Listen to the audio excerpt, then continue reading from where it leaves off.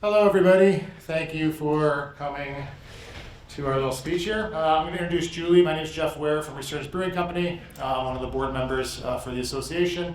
And I'll give Julie a little intro here and we'll dive right in. Julie is a 20-year veteran in the food and beverage industry and the owner of Not Your Hobby Marketing Solutions. She specializes in beverage sales, digital marketing, distributor management, and business strategy, helping craft beverage brands work smarter, not harder. A sought-after speaker, business journalist, and instructor for multiple university programs, Julie was named the 2023 Brewers Association Mentor of the Year. She serves on various industry committees and is also co-owner of an infused craft beverage brand. She is also tomorrow's keynote speaker, and I've heard her do many speeches over the years, and she's great. You'll definitely be taking something away. So, Julie, thanks for being here. Thank you. Thank you. That's a great intro. Thank you so much. All right, y'all have to forgive me. Y'all have different flora here than what I'm used to in Colorado, and it's very windy. So I'm a little blurry-eyed and a little sniffly, but not sick, I promise. Also, we'll see how long this lasts. For y'all that know me, y'all know I'm loud. I might just wind up like stepping away from the microphone here. I can usually project to the back of a room pretty easily. Also, there we go. All right, can everybody see? Got this? All right. Thank you all for coming. First session of the day. Yay. We're all here. Yay. Okay. I want y'all to feel like this is more of a discussion than me just standing up here throwing things at you. So if you feel the need to, I don't think they're having a distribution session this year. That's like my favorite session here every year where like Fred like yells things about distribution. So feel free to treat it the same way. Like if you just want to shout something from the back, like knock yourself out. It's not going to bother me. I would rather y'all get more involved than anything else. So this is what we're talking about today. Who knows how to figure out marketing ROI? Like own it. If you know it, like just raise your hand. Sort of a challenge. That's like a trick question, right? Okay, that's what we're going to dig into today. I have Morgan in front of me, and she and I have griped about this behind the scenes so much, I can't even tell you. It is very hard to figure out the ROI of your marketing.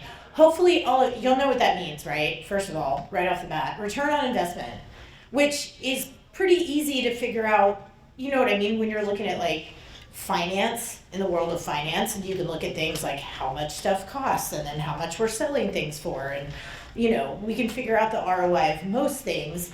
The problem is that we function in a 3-tier system, which is not exactly easy to do, right? So that's what I wanted to dig into with you all today.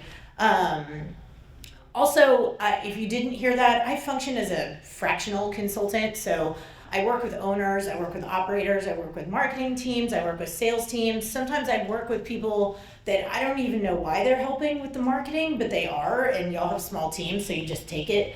You know, but so I get a lot of different opinions about what people think the return on your investment of like time and effort into marketing actually is. And if you are spending money right now on like software advertising, things like that, of just trying to pinpoint exactly, you know, what's working, what's not working, like what you should be doing, what you shouldn't be doing, all those good things.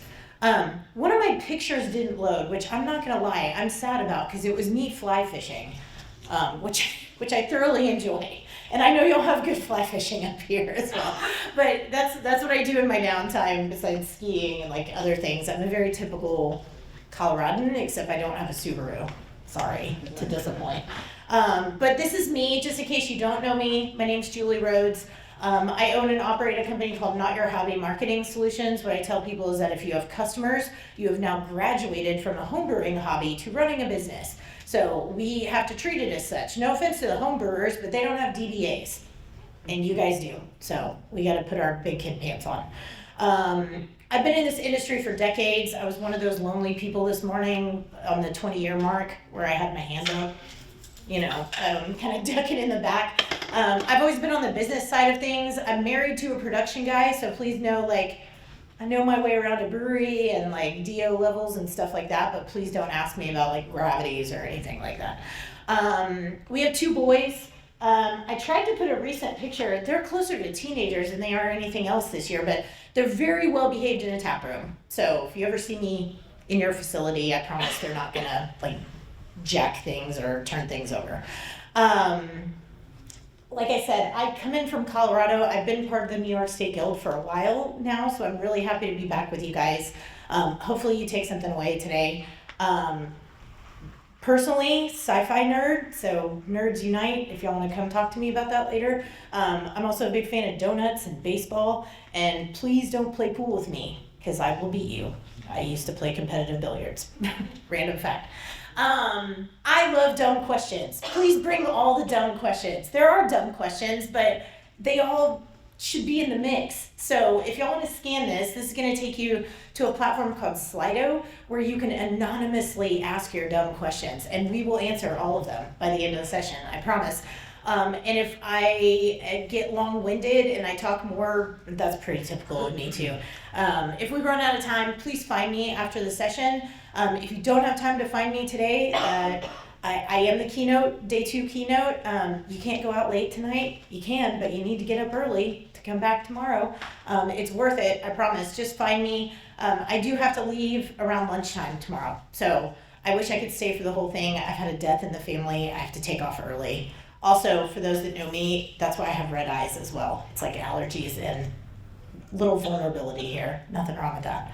Okay, so how do you know that you're doing the right things when it comes to marketing? Not your whole business, just marketing wise, right? Does anyone want to be brave and like just say like, do y'all even know if you're doing the right things? Is that the consensus? Just take a little informal poll.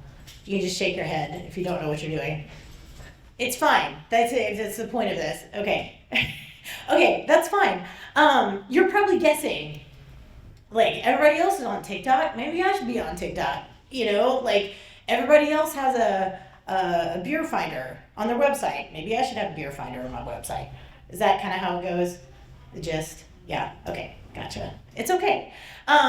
Here's the thing. I want to put this in context of things that you might be more familiar with, which most of the time is back of the house or the tap room, right? I don't know if we have any front of the house people in here. Most of the time I get back of the house and then also owners. Who's in production? A couple of people? Who's the owner or operator? Okay, is anybody marketing? I was about to say, Morgan, you better raise your hand. Okay, any salespeople or like random bartenders that are also doing marketing? Yeah, I see you. Okay. Okay, but hopefully most of y'all know back of the house processes, like a little bit, right? Here's the thing. Do you guess about ABV? Probably not, right? Do you guess on your gravities? There's like equipment and systems for you, right? Like there's tools. There's, what is that thing called? A psychrometer? Did I get that right? Yeah. Okay, sweet. All right. Also, my husband used to work for Wild Goose, so like you don't guess at your DO levels, right? Like we don't guess about that. You shouldn't be guessing about your marketing. And there are tools and methods that we can use as checkpoints along the way. Y'all just have to know what those are. So we're going to talk about that. There's a million of them, by the way. I can't talk about all of them today, but we're at least going to get you some base knowledge. All right, so this is where we're going to, can y'all see that okay? I feel like it might be too small. I don't know. Now I have regrets now about how small my text is. All right, we're going to talk about why marketing ROI is so hard with alcohol sales. The unique challenges that we face just with the setup, like the way that our system is set up and designed. I'm going to get you some key marketing metrics that have to do with attribution, which is good to know. I'm going to explain what attribution is. We're going to explain the attribution path, like the customer path, and what you should be tracking along the way so you'll know what to look for. We're going to talk about some different tools. Here's a hint, it's software. So if you're a technophobe, just, I don't know, buckle up, Buttercup. You're going to have to use software. Just take some classes. I'm also a big fan of the public library. Anybody else like the public library? Hell yes, public library people, because I can put in my digital library card number online and I get like continuing education like crazy. Most libraries do, so that's a good free way. Also, if you haven't heard of something called YouTube, you might want to dig into that as well, because there's lots of free stuff out there. By the way, I get paid to educate people, so I'm just not up here like hawking myself. Like, you can find free stuff. It's good to pay people for their knowledge, by the way, but you can find free stuff out there. And then finally, we'll talk about setting up a simple tracking system that I think is manageable. It depends on your perspective. Okay, so our alcohol customer journey. This thing is like a hedge maze, which is why I put that on there. By the way, I use AI graphics, if you can't tell, that's like completely obvious. For presentations, don't use those for your labels unless you're transparent about that. And please don't use them for your social media. Because I don't know if you've noticed, people come out with like 4 ears and like 7 hands, and it's creepy and it's weird. So internally, this is fun. And you'll go on the graphic journey with me. But I would never use this for like outward facing stuff, just so you know. So the reality of our system is we're at 3-tier, right? We can't, there's no way to measure direct ROI. You're chasing a unicorn. It's not gonna happen, right? Take for example, I don't know, a sweatshirt, like a hoodie or something, right? Like most people go onto Amazon. I try not to use Amazon anymore, but maybe like Target or like another, website, and you can peruse the selection and you can compare and contrast and do like a little comparison shopping. But the thing is that it has a buy now button. And, if I'm a marketer at Target and I'm trying to promote sweatshirts, I'm concerned about where you've gone. Like, how did you know that Target had sweatshirts? How did you find them? Did you just Google it? Did you go to the website? Did you see an Instagram post? All of that, when you have a direct transaction like that can be measured online, that is called the customer path. That is attribution. And I'm going to go into more details about that later, but the point of me saying that is that you can trace like where I came from in the beginning. Did I go straight to the Target website, or did I Google Target first? Did I shop from an Instagram post? And then it goes all the way to the time that I get the thank you page for putting in my payment information. And that's what we call a conversion. Can y'all see why we don't have that luxury? Is that pretty obvious? Hopefully. Now, I know you guys have DTC here in New York State, which is awesome. But beer is not quite as DTC friendly as like wine and cider and spirits. We aren't quite there yet. By the way, if y'all have a chance to get involved with the USPS Shipping Act, please do go to your voting meetings. Please participate in guild activities and BA activities that support lobbying for the USPS Shipping Act. You know why? Because you're going to be sending out a lot more beer than you used to be. We're kind of behind the times a little bit. DTC beer sales are the only thing that we can track with a direct purchase. Also, if you're selling merchandise, that's okay, right? There's a direct purchase there. If you're selling tickets to something, like an anniversary party or a concert or a special event, hopefully y'all can see that. There's a direct purchase that we can measure. But how do you measure somebody coming into the tap room? Any clue? Are you just gonna ask people like a stalker every time somebody comes into your tap room? How'd you find us? Was it my Instagram story? Was it my TikTok ad? Like, what did I do? That's weird. Also, you can't follow people around in the grocery store and ask them why they picked up your 4-pack. Also weird and creepy and not efficient, right? So we have to figure out a way to track that customer path that leads to an end purchase. Make sense to everybody? Yeah? Okay. All right. And I've got some examples here. You don't get to read through that. I don't go by my bullets. Sorry. You'll just have to bear with me. I'm also going to give you the deck at the end, so you can always go back and read it later on, like on your way home. Why we lose our way in all of this is because customers don't follow a linear path for us. Think about it. When you are looking at a taproom customer, they probably looked at your website, they probably went to your Google My Business profile, they probably looked at your Instagram feed, maybe they signed up for an email or something. Like, you don't know where they went. It's like a big giant maze of stuff.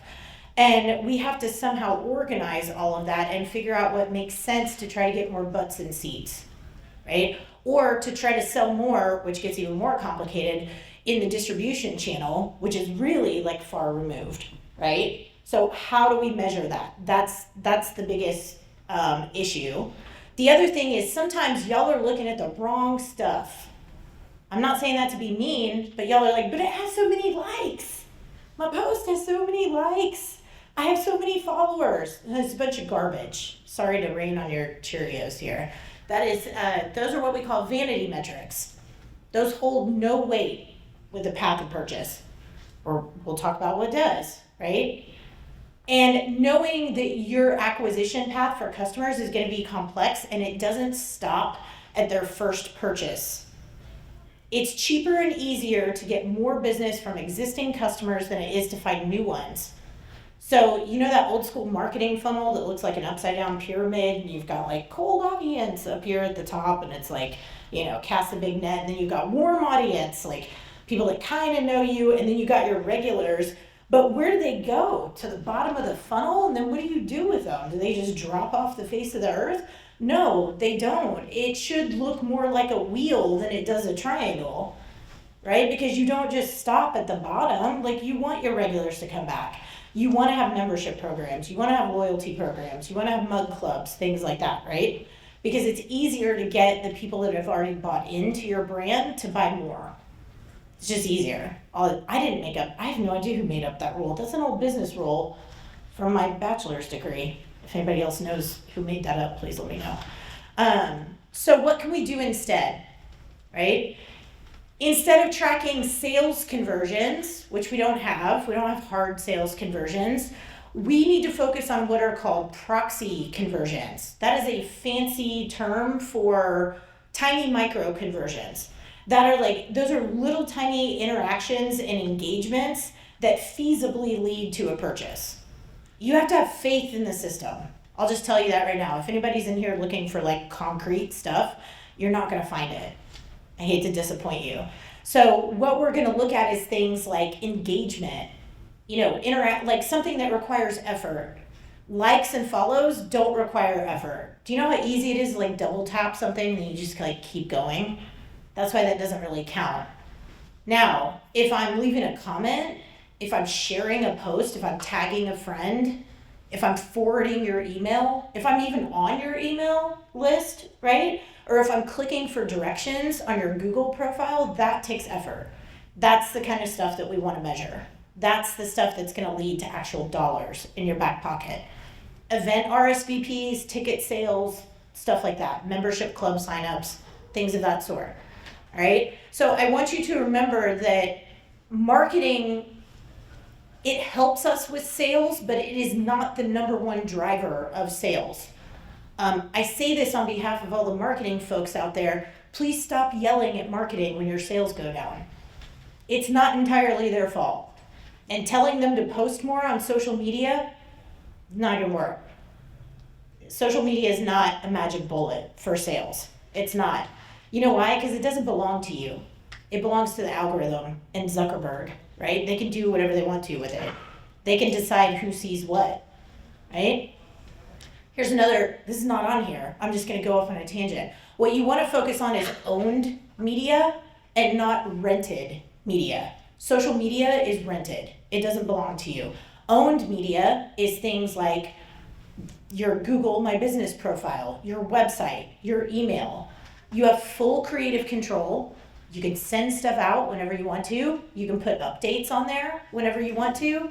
You put whatever you want to on your website. You can put a clown show on there. I don't care. Like, you can do whatever you want to. And people are going to see it that are going to your website, right? So think about focusing on owned media rather than rented media, because long term, it's going to do you a world of good things, right? Okay. We want to build relationships with your customers.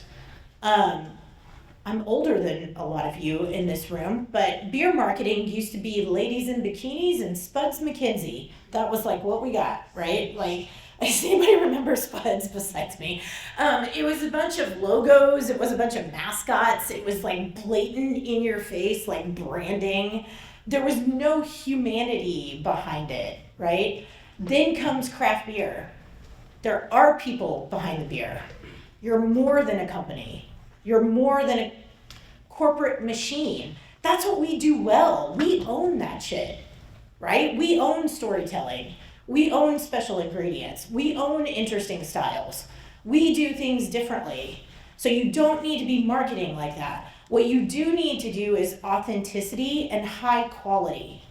Think about building a relationship with somebody instead of just throwing things at them to buy. Make sense? Storytelling, staff highlights, ingredients, educational information, sensory information, draw me into your environment. And it might take a little bit of time, but eventually I'm going to invest my dollars, right, with somebody that I care about and that I feel like sees me and cares about me and cares about its customers. Like what Fred said this morning. Focus on your customers. Figure out what they want and market to that instead. Okay, so why does tracking matter? If there's not a direct line, Julie, like why even track it, right? What's the point? Just because you can't track that direct purchase all the time doesn't mean that it's useless, right? Yes, these are small conversions and small interactions and engagements, but they are vitally important. So think about this in terms of other departments, like how I mentioned this before for y'all, right? Also, I have progressives, so forgive me if I have to like take these off every now and then to like actually read my notes here. Okay, the joys of getting old. 40s rock, by the way. I'm just gonna say that. Hell yeah. All right, so what you want to think about, think about all the things that you could waste along your path of making a beer. Like how many things that could possibly go wrong? Or like what you might have to dump if you don't measure something, or you don't monitor something, or you aren't tracking something. It can get bad real fast, right? You don't wait until the end to be like, oh dang, should we see what the IBUs are on this? Or we're just gonna wing it, see what happens at the end. By then it's too late, right? So think about it the same way with your tracking. You want to track stuff along the way, so if you do need to course correct, if you do need to tweak something, you're not screwed at the end. It's not too late. You can fix things along the way, right? So that they're not like set in stone. The other thing is it helps you identify wasted money and wasted time and wasted effort, right? If TikTok isn't working for your brand, let me give you a better example. If Twitter is not working for your brand, don't use it. If you don't see a lot of website traffic, like people, do y'all know what that means, by the way? Like if somebody sees a tweet or X or I don't know, whatever you call it these days. If somebody sees that and then they click on your link to go to your website, that would be like a link out. You know what I mean? That would be counted as like traffic from Twitter. I'm going to show you how to do this with Google Analytics later on. But if you're not seeing like Twitter or X as one of like your top channel referral sources, don't waste your time on it. Don't bother. It's just like extra stuff that you're going to have to do. I don't think anybody wants to do extra stuff at this point. I think y'all want to optimize it, but y'all don't need another thing on your to-do list, basically. And then it helps you optimize the channels that are giving you a lot of referral traffic, right? Like honestly, I'll just tell y'all, with my clients, it's always Instagram. Like just hands down, I'll just cut through it. It's usually Instagram, followed by Facebook, followed by TikTok, followed by YouTube, followed by LinkedIn for those on distribution. If you're not in the distribution channel, you probably don't have LinkedIn. If you do a lot of private event business, it's probably Pinterest. Yes, people still use Pinterest. That's one of my most successful social media channels. If you're doing weddings, corporate events, parties, any of that kind of stuff, please get on Pinterest. It's worth it, right? So you can transform yourself basically into an expert marketer without having a marketing degree, right? By knowing how to recognize what's working and what's not working. And those are going to come through the metrics that we're going to talk about. The other thing is that I want you to fail horribly quickly. Because the faster you know that something's not worth your time and that it's not working, I want you to kick it to the curb and get it out of the mix, because there's no point in you spending time on it, right? The goal is to get to there in the bottom, these little bottom bubbles here. It's to grow, right? And to look at things like taproom traffic. You know how I measure that? Average number of checks. I just pull that from my point of sale system. If it's going up and you're doing something different with marketing, those probably go hand in hand.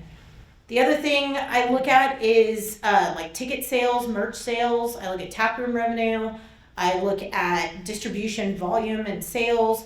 I look at number of private events. I look at private event revenue, food program sales, all that kind of stuff. That can be correlated to your marketing activities. And you can measure the impact without needing a direct link, right? All right, so what the heck is attribution? I have to watch my time too. I want to leave time for a Q&A because there's always good questions. All right, understanding attribution and the customer path. Basically, attribution means all the marketing activities that lead to a purchase. Now, most of the time, you see it expressed as like a line because it's easy to say like somebody did this and then they did this and then they did this.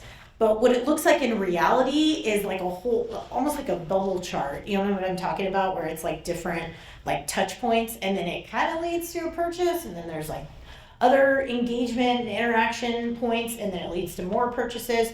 So it's kind of all over the place. But it's really hard to read linear, right? And I have an example at the bottom if y'all can read that. I don't know if you can, but like something like I see a social media post and then I'm curious, so I go to the bio and then you have your website in your profile because you're smart and you have your website in your profile. I'll say that again. And then I'm able to go from your social media profile to your website. And then the website, because you own it and y'all are smart and you have lots of good stuff on the website for me to explore, I'm going to hang out on your website for a while. And who knows, I might look at your tap list. I might click for directions. I might get on your beer finder. I might get on your event calendar. I might even sign up for your email list. And then you can send me even more stuff. Do y'all see where this is going? It's like a big giant marketing rabbit hole. But you have to know where, like what people do, right? Or where they go in order to set yourself up for success so that you have things for me to do as a potential customer so that I can invest more with you as a brand. And that's building that relationship, right? This is a fun one. I'm gonna have to move over here to show y'all this. Okay, this is mine, by the way. I created this psychotic thing myself. What I want y'all to see, and I'll scoot over, oh, I put my head right in the projector. Okay. At the bottom here, this is basically what makes a customer, a paying customer. Your job is to move somebody from cold audience, right? I am unaware of your brand, to making me a little bit more familiar so that I'm doing like some comparing and contrasting, like figuring out where I want to spend my money. Finally, to the point of where I'm one of your hardcore regulars. That's the ultimate goal. I want y'all to think about marketing as GPS. Like these are all little turn-by-turn directions, right? It's things that you can do along the way that help you convert that person to being a long-time customer. Now, these are not in order, by the way. I just did like a smattering of like random stuff, marketing stuff that y'all could do along that path that could possibly help you get there. Does that make sense? Like y'all take this with a grain of salt. It's not like color coded. I just picked random colors and like put it along the way. But know that this like purchase line, that's a customer journey line. We study that a lot in sales and marketing because you do the same thing in sales, honestly. You're providing little touch points. Who are my salespeople in here? Sales reps? Anybody? You'll know how this works. You go visit an account, you drop off a business card, you give them some samples, you give them sales sheets. Those are like all those little touch points, right? Like you have like account call points where you're building somebody up to finally make a purchase decision. Sometimes it works really fast. Right? Because humans are different, right? Some people make very quick decisions. Other times you're gonna have what we call the waffler, which is like the buyer that takes like 10 bazillion years to make a decision about one case of beer, you know, and that person's gonna take like a really long time. And you're gonna need a lot of touch points along the way. But these are just examples. It could be ads, it could be your website. You'll see they'll come back to ads. They'll come back to social media, it could be point of sale materials, it could be emails, it could be any of this stuff. But you have to have all these different channels firing in order to get somebody there. Make sense? Okay, stop walking in front of that light. Okay. Okay, this is my other crazy one that I just created this recently because I want y'all to have some more examples of how this actually looks in real time. Okay, I am Julie customer. I have never been to your tap room. All right, I'm brand new. I just moved to upstate New York. I have no idea where to go, right? So this is what I'm gonna do. I'm gonna look on social media because that's what people do when they're looking for beer. We gravitate towards social media. That's kind of where things go, right? I have 2 children that are Gen Alpha. They are the next generation of drinkers, by the way. Do you know where they, like all of us my age, we say like, oh, just Google it. Like go to Google, you just Google it, right? And then you look up something, right? That's how you find directions and websites and things like that. My kids go straight to like Snapchat. And they put in a keyword. Like if they were looking for a brewery, they would go to TikTok and put brewery near me. You know why they can do that? Because of hashtags. So if you think hashtags don't work, just reformulate yourselves. Because hashtags work like keywords in the world of social media. For all of us that are still using Google or Bing or whatever, whatever search engine you prefer, it's totally fine. We still use keywords and key phrases. And y'all have to know all of this stuff, by the way, because all of this contributes to the marketing ecosystem that you should have going on for your business. But let's just say I see an Instagram post or a story from your tap room and it piques my interest. So then I click through to your profile and I'm like, well, this looks pretty cool. I like check out your grid, right? Like I'm scrolling the grid and I'm like, okay, I'll follow these people, whatever. Then it triggers the algorithm. Now I start seeing your stuff, theoretically.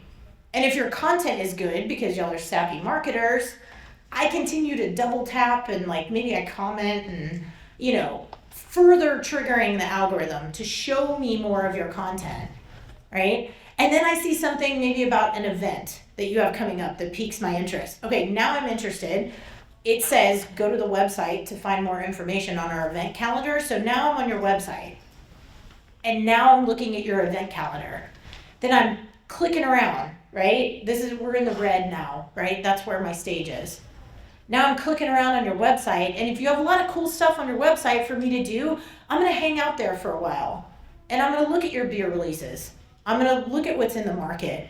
I'm gonna look at your beer finder, right? And if you have a proper event calendar that I can click on that has another button that says RSVP, if I'm interested in that event, I'm gonna RSVP to it, even if it's free, because we can track that, right? I don't care if it takes me to Eventbrite or Kindle or pre-Kindle, or even if it just takes me to your Facebook page where you should be posting your Facebook events. That's about the only thing Facebook is good for these days, by the way, is Facebook events. Really, really effective. And then I can invite my friends, right? I can tag my friends. I can send that event post to somebody. Now I have like a crew of people, right? And now my friends are curious. So more people wind up on your website. And if you have an email subscription, I might be so interested at this point that I sign up for your emails. And again, because y'all are smart, you're gonna send me, instead of those like really boring things that says like confirm humanity, and then I have to like hit the button and you take me to a page, don't take me to a thank you page. You have my attention. Take me to a thank you page, but give me other stuff to do, because I will do that if I'm sitting there. Otherwise, I'm gonna get distracted by my 11-year-old and I'm gonna forget about you. You don't want me to forget about you, so give me other stuff to do. And then I can do all this other stuff, right? I can share posts, I can talk about events with my friends, I can make plans and decide what to do, and then eventually I wind up in your tap room. Does that make sense to everybody? Even though it sounds crazy pants, that's like that could be a real situation with turning somebody into a customer. Yes? So define other stuff. What are you filling in with other stuff, if you say? For the website or marketing channels? Well, so you said that you're filling, when they go there and actually click on it, they have your attention. Instead of just saying thank you, you said fill it with other stuff. So give me an example of what other stuff would be. So maybe you have thank you at the top, but then right below it, it'll say like, while you're here, check out our tap list. Go to our event calendar. Use our product finder to find beer near you. Like, give me some other clickable content for me to explore. Or just show me pictures of your tap room and make those clickable. But you have to give calls to action. You have to tell me what to do with your content, because I'm not saying customers are dumb. I'm not saying that at all, but you have to tell me what to do with it. Instead of being a dead end. Instead of just being a dead end. Like, what are you going to do with a blank thank you page? I'm going to hit I'm going to hit the X, right? And I'm going to leave. And then I'm going to walk away from my computer or my phone because I've been distracted by life, and I'm not going to come back. But if you have my attention, which people have popcorn brains, right? Like, I'm going to get distracted by other stuff. That's why abandoned carts are like a thing. You know what I mean? Like, I'm going to put something in my cart and then I'm going to forget. But if you give me, that's why you get follow-up emails, by the way, if you leave stuff in a cart. I hope all of y'all have gotten those. Sometimes they're like incessant about like, come back and buy something. But the other stuff is calls to action that draws me back into your universe in some way, shape, or form, right? Okay, so how do we actually find, now that y'all know like where to look, how do we find what we call referral services or sources? I'm sorry. The easiest thing is these, and to be honest with you, most of these are free, the majority of them. I mean, you're paying for a website, right? But Google Analytics is free. Google My Business, free. Google Search Console, free. Social Media Insights, free. Information from your point of sale system, you're paying for the system, but the analytics are free. You're paying for email, but the analytics are free. Do y'all get where I'm going with this? Like, it just takes a little bit of knowledge and a little bit of effort and time to go through some of this stuff. But you have this information at your fingertips. So, like Google Analytics, you might be a little scared by that platform, rightly so. There's also a bunch of garbage on there that like you don't really need if you're a beginning marketer. But they have these things called reports, and you can go to traffic channels that are also known as like sources and mediums. It's gonna tell you, did somebody direct search for you, or did they come from an advertisement? Did they come from organic social media, or did they come from a paid social media ad? So you can see where people are coming from. And there's also an attribution function on Google Analytics that will trace that path for you of like your average website visitors. If they've gone to your website in any way, shape, or form, Google Analytics is going to tell you where they came from. It also tells you some other fun stuff like age and demographics and interests and things of that sort. You can see your backlinks. You can see, like, did somebody do an article about your tap room? When we talk about PR and media activity, y'all get credit for that. That plays into SEO. Y'all might not realize that that's what you're doing with media, but that's what you're doing with media. You are bolstering your SEO efforts, because any website besides your own that links back to you is called a backlink. That is a major SEO strategy. And y'all don't even realize that you're doing it, but you are. Congratulations. All right. The other thing is Google My Business Insights. You have a dashboard for this. You can pull stuff from there. It'll tell you like profile visits, how many people clicked on directions, how many people called, how many people messaged. Do y'all know that you can run your Google My Business profile like a social media channel? Y'all can do that now. You can post events like Facebook. You can post updates. You can put videos. You can put photos. You can put your food menu. You can put site links. So if you want to draw traffic to wholesale, put a site link on there to use your product finder if that's a major source of revenue for you. Update that, and it's free. Update that sucker, like Instagram, right? However you're managing your website, I hate to leave this general, but some people are using like a developer or a designer. Some people are doing their own through like Squarespace or Wix or something like that. But if you're using a person, like a developer, you can ask them for analytics, traffic analytics and attribution. They will know what that is, I promise. If you're doing it yourself, most, even like GoDaddy, or I think even Vistaprint now has website services. They will have like a very elementary, like rudimentary analytics panel for you to reference, and you can see this kind of stuff. And then finally, social media insights, which this pains me to say, it's free. The metaverse is very confusing, and they keep changing your dashboards, and I'm really sorry. I'm just gonna apologize for Meta, even though I don't work for them. It's not you, it's them. I use that sucker every day, and it's so confusing. Like when I find something and then it's in a different place the next time, it's not you. Yes? The word engagement that they use, is that different from the way you use it when they provide their analytics on Meta? It's kind of same. Okay. Um, 'Cause I can never really figure out what that means for one. So there, and again, I'm not a programmer, so I can't like vouch. There's no like formula that y'all can find on the internet that tells you how they calculate it. It's an internal trade secret with them, but it has to do with the algorithm.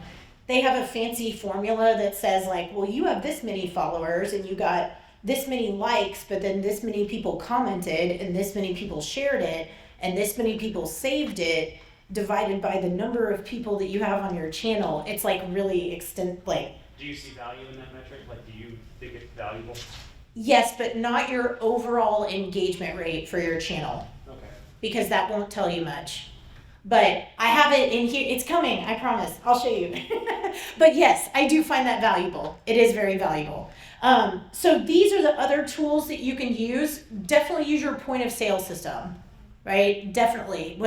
When I told y'all about tracking like number of checks and average tab amount and like things like that, right? Use that to collect things. Use the whole Google, I think they call it Workspace now. It used to be Google Suite for the business platform. But you have access to all of that. But y'all have to set this up, just so you know. Like you're gonna have to get in there and say like, I wanna access Google Search Console, and you're gonna have to tell it your website, and you're probably gonna have to put a little bit of code in your website for it to read the information. So know that this does take some setup time. You can't just like push the button and go. Like you do have to feed it some information.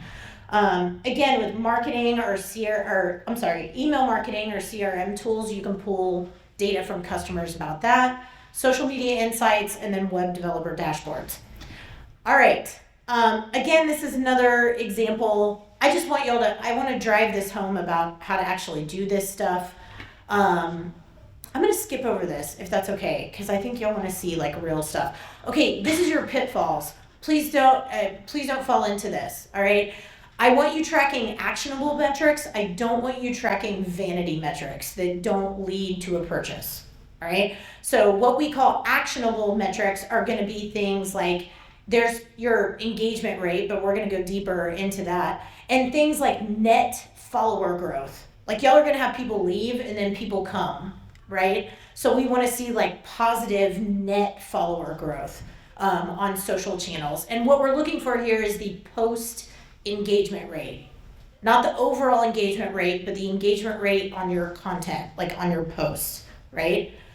Same thing with the website. We can look at page visits, and yes, it's great to see like traffic going up, and you do want like positive net gains on website traffic, but you also want to know like where are people going first, and how long are people hanging out on your website, and are they bouncing right away, or are they staying and hanging out for a while?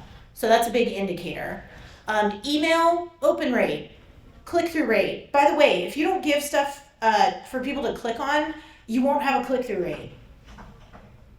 Someone asked me that the other day. They were like, our click-through rate is below 1%. And I'm like, well, do you have links on there for people to click on? And they're like, no, I guess we don't. And I'm like, if you don't give me something to click on, like click here to look at our event calendar, I won't know what to do with that. I don't know to click on the pictures. Pretend like your customer is really dumb. I'm not saying they are. I'm just saying pretend they don't know what to do, and then tell them what to do with your marketing materials. And then finally, we can look at revenue channels. We can look at things like event RSVPs and ticket sales and so on and so forth. I just don't want y'all looking at this. Like, don't be like, we have 20,000 followers. Well, that's fun to brag about, but how active are they? again, with your email list, we have 10,000 people on our email list. Well, what's your open rate? If it's like 10%, that sucks. That means you have a bunch of robots on there that like don't lead to any revenue at all. I would rather you have 100 people on your email subscription list and have 80 of those people open your email every time you send it, rather than you having 20,000 and like 20 people open it. Right? So it's a level of engagement, it's a level of commitment, right? So setting up a tracking system. I don't want to intimidate all of you, but I want you to identify revenue driving marketing activities. You don't have to pick a ton. My advanced clients that I work with, we have like 20. Don't start with 20. Start with like 2. Okay, just pick 2. Pick like click rate on your email and Instagram post engagement rate. And just start with that. And just track those 2 until you feel comfortable, and then you add more, right? The other thing is you want to connect those behavior to how your revenue is acting. It's not direct, but it is an indicator, right? And then make a plan to track these things like all the time. Build yourself a cute little Google sheet, assign somebody to do it, figure out where you're pulling the metrics from, and make a schedule. Put it on your calendar. Put like a little bing bong. Hey, Julie, track marketing metrics this morning while you're having coffee. You know, just make a commitment to do it.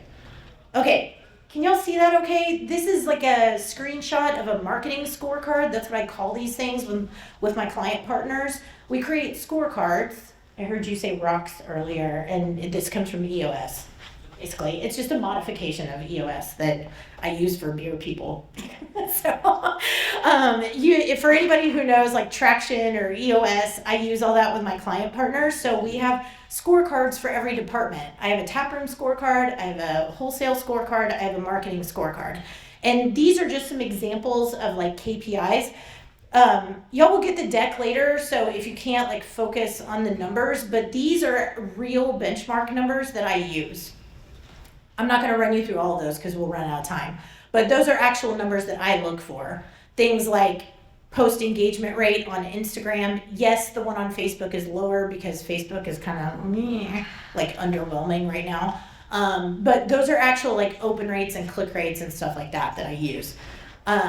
Here's a snapshot of Google Analytics. That's super small. Okay, I just want to show y'all where this is, because if you get on this page, see this little blue thing that looks like a graph? That's your report button. And when you click on it, it's gonna pull all this out. You wanna go to acquisition, and this says traffic. But can y'all see it? I just pulled this from my website, just so you know, and I picked like a random date. You can change the date in the upper right-hand corner, but just pick your time period, say like in the last month or something. Those are my top channels.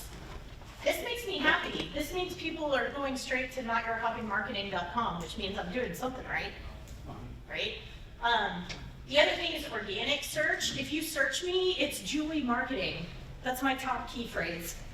I can't change the name of my business anytime soon. It's also Julie Hobby. That's another one. So just know that you'll have weird random keywords that people are using to find you, and that's totally okay. Like, that's fine. Who cares as long as they're finding you on your website. By the way, this is connected to your website. But it'll tell you the different channels that people are using, and those will get rearranged like depending on your time period, right?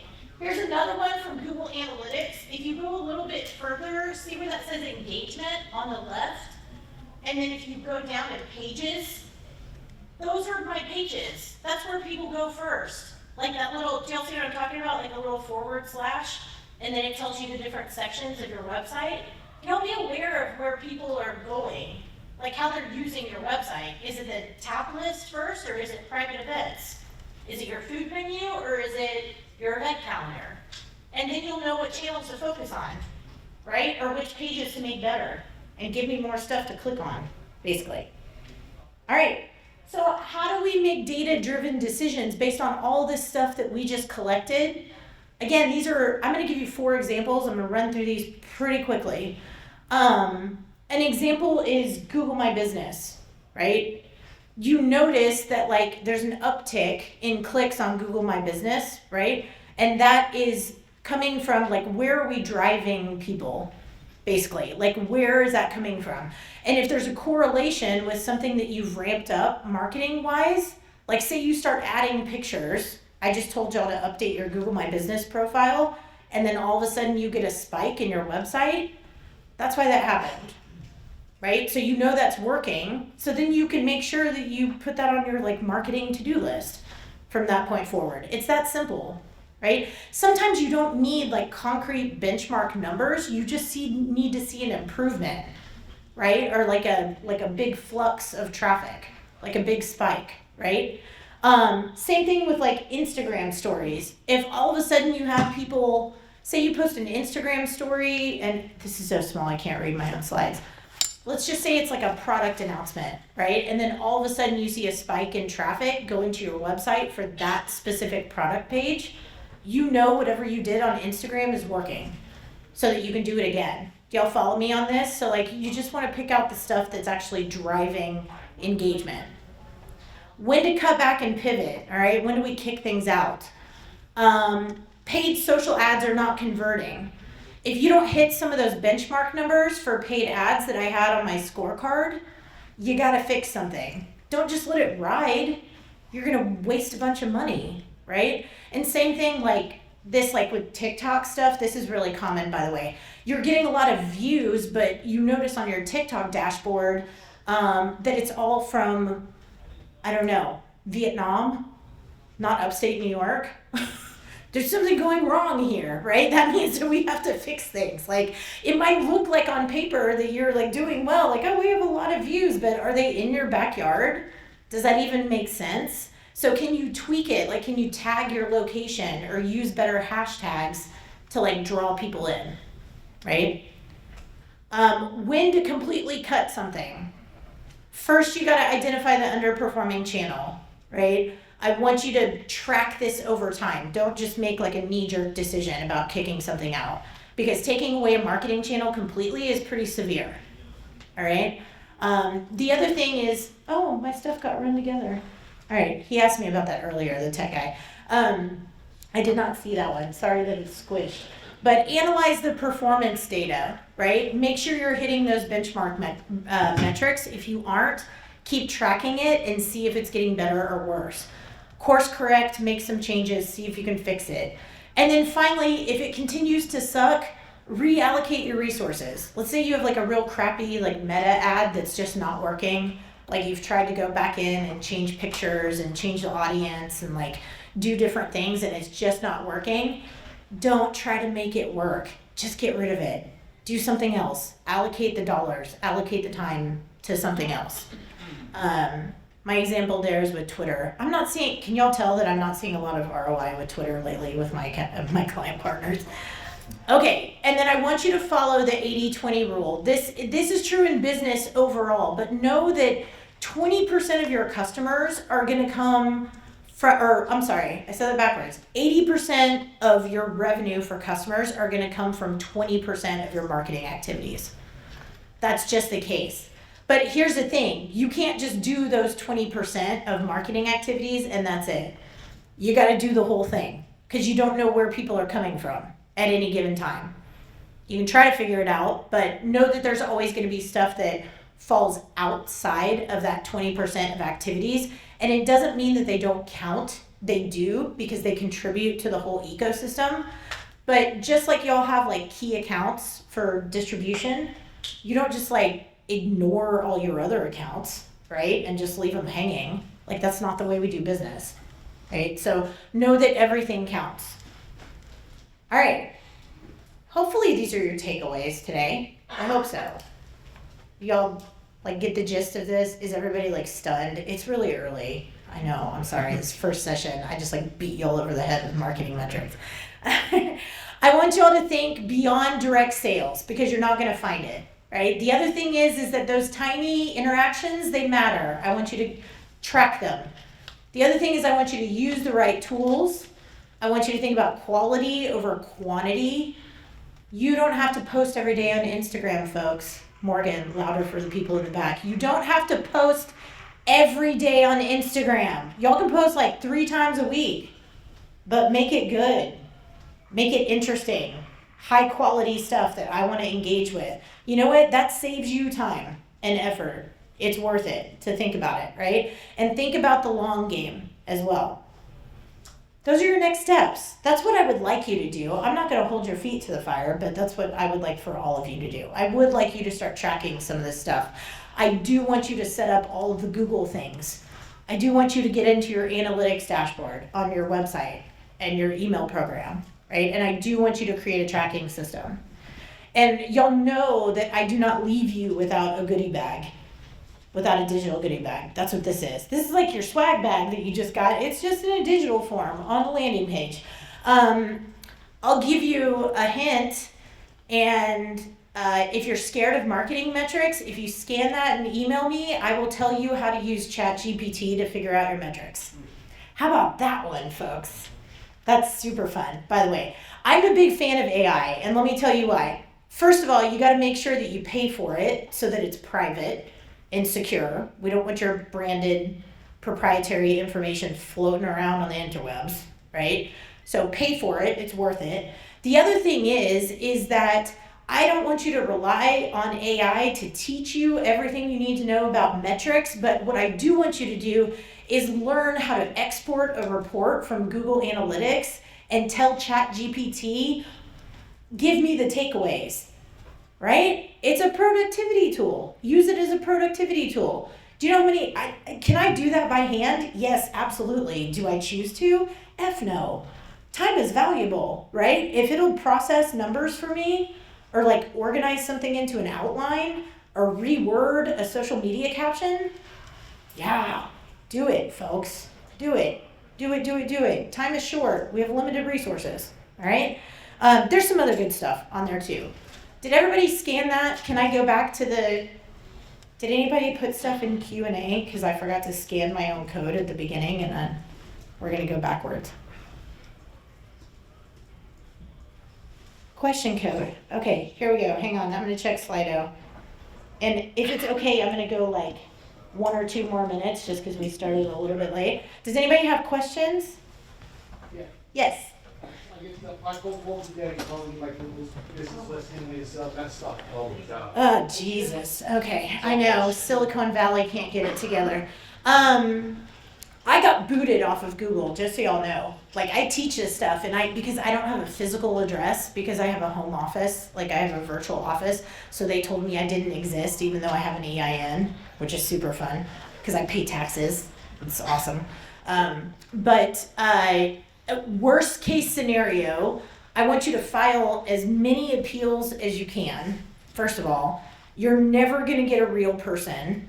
Worst case scenario, you got to scrap it and start over. That's my best plan for you, because I don't want you to waste time. He's talking about the spam calls. Spam calls. Spam calls. Wait. The ones that tell you that your listing is wrong. Oh, you can't do anything about that. Sorry. Yeah, just delete everything. Yeah. For the event people that say that sign up here for the event. Oh yeah, y'all can't. There's so many bad players out there. I wish I could give y'all like. I have Robo Killer on my phone. Does anybody else use that besides me? I have like a ridiculous message that telemarketers listen to about my dog taking a poo in the yard. It's really funny, by the way. You can now. There are. Also, this utilizes AI. You can get like, there's a tool called ManyChat. Has anybody used that? MANY. Not mini like miniature, but many like multiple. MANY chat. It's like an AI chatbot that you can actually incorporate into your environment, and it will shoot out automatic replies so that you don't have to mess with it, if that helps. Use an AI chatbot. It also answers dumb questions about your tap room on the weekends when y'all don't want to answer those. Or like 3 o'clock in the morning, and you're like, marketing person, why didn't you respond? Just get a chatbot. It's fine. Yes. Have you ever used like the Google Autobot, like the phone calls to Brewery, and like people calling wanting information? Is that like something that's like? Oh yeah. If you can, yes. If you don't mind setting it up, it takes a little bit of time to get like responses set up. But honestly, y'all, anything that you can automate to make your lives easier, just do it. You know, if it's reasonably priced, especially if it's free, by the way. I was working on this yesterday with a client, by the way. There is a website called Elf Site. Has anybody heard of them besides me? Like elf, like Christmas elf, and then site. Sorry if I'm not clear. I'm from the South. Sometimes I like go. Elfsite.com. For like $13 a month, you can have access to like 100 different widgets that you could put on your website or in other places. There's a chat bot on there. There's a call service, like answering system. Zoom has one of those now. There's an age gate, by the way. All of you should have an age gate on your website. I forgot to mention that. All of you. Like, no, I know it's not written in TTB, but do it. You should also have 21 plus in your social profiles, just to protect you so you don't get shut down.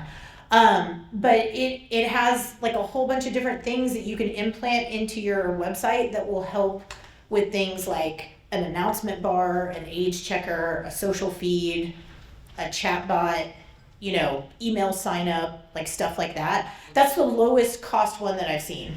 What's it called again? Elfsite.com. Yeah, it's also, they have a product finder. Seriously, you get a product finder for who, like VIP. I don't even want to talk about how much the VIP product finder costs. For anybody who has that, you have fancy pants. It's really awesome. I'm not digging on them at all. Like, I love that beer finder if you can afford it. But for those who can't, that little product finder on Elf site, you can upload a list of accounts and then people can find your stuff. Now, you have to update it manually, but I just tell people to update it once a month. That's the best you can do. But at least you have something and you can drive people there and drive traffic there. Okay, I'm going to take my glasses off and I'm going to read this. I asked new customers, how do you hear about us? Yes. Don't stop doing that. That's absolutely wonderful. I think my comment at the beginning was that you can't necessarily like do that with everybody who walks in the door, and you can't like train. I mean, you can encourage your bartenders to do it, but they might not do it every time. I love it when I go into a small business and somebody says like, how did you hear about us? Is this your first time here? Yes, it is. Thank you. And then I went to a sushi place a couple weeks ago with this adorable little grandpa that was behind the counter. And he was like, how did you hear about us? And I was like, well, I got on Google Maps and I was in a weird part of town and I put sushi near me. And he's like, oh, my SEO is working. And I'm like, yeah, dude, you totally get it. And I was like, yes, because that keyword, like sushi near me, is like embedded in his website somewhere or embedded in his Google business profile. And it's genius because it worked. And I found it and I went there and it was fantastic. And I'm going to go back. Yes. Do you have any advice on ROI print ads and more old school ways? I know that you can track a lot of digital things, so I have Yes. tracking print and more, I feel like brand awareness. I have no problem with print ads, but it has to be the right fit for your audience. So really it boils down to what kind of people are you trying to reach. If you have like an older customer base, or say you're in like in a tour, like it's a touristy. a touristy area, yeah. Books and all these different things Yes. that people do, and so trying to figure out, but they're not cheap, right? Where digital, I feel like No. you can spam everything pretty cheaply, or you can do ads and look up the cost. Yes. And you know, like we're not working super flat, but something like that, you're spending so much money for a commercial or print that you hope people see, you know, I put a QR code on so you can track QR codes, and hopefully, That's great. but opposed to that, you're just, I feel like it's a little bit like, other people see it. You really have to ask them, like whoever it is that you're working with that's doing the print ad, ask them for analytics. They're probably going to give you impression numbers, like a whole bunch of impression numbers. But that's when you kind of have to combo it with asking, how did you hear about us? Or making sure there is a QR code so you're seeing like how many people scan that, and like you can kind of create your own ROI. By the way, if anybody's next to a highway, I have no issues with billboards, if it makes sense for you. If you're in a dense urban area, please don't spend tens of thousands of dollars on a billboard. But if you're off of like an exit, get an exit sign or a bill, you know what I mean? Like if it makes sense. So it really depends on who y'all are trying to reach. And now I've gone way over, I'm sorry. I need to let y'all get to lunch and like all the other things. If anybody has more questions, please find me. Like y'all can just randomly come up to me. It doesn't have to be right now. If anybody wants stickers, I have cool stickers up here. So thank you guys. I appreciate your time.